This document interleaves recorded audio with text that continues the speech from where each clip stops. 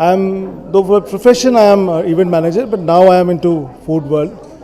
I have started conducting these workshops with the theme of international look and Indian taste. What happens is international food is very good when it comes to their own cuisine. But when it comes to our Indian palate, our taste, we don't relate to. So what I have done is I have created dishes which has got international look and feel, international appeal, and they're the favorite ones like pizza or some pestos, some other pastas.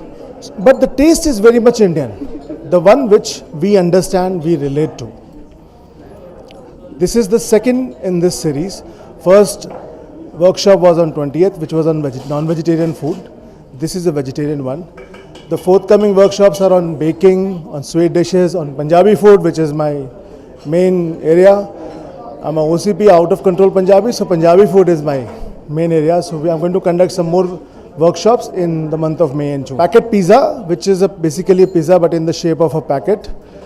I made pasta in red sauce. We made potato pesto potatoes with coriander butter rice. Pesto is again a European stuff, coriander butter rice is Indian, so the fusion is there. Now I'm going to make nachos with beans and salsa. The main thing, this is a Mexican dish. The nachos is going to be Mexican way. The beans are going to be in Indian way. So a Mexican dish, a Mexican look with Indian taste. Similarly, I had made today a dish called baba ganoush, which is a Lebanese item.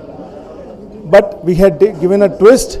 It was in a South Indian Andhra taste, with that typical tamarind and mustard seeds and curry leaves, that taste, which was served with small parathas.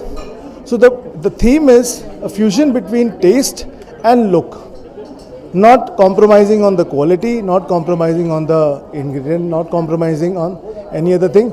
And another important thing, all these items are made from those things which are available in normal kitchen.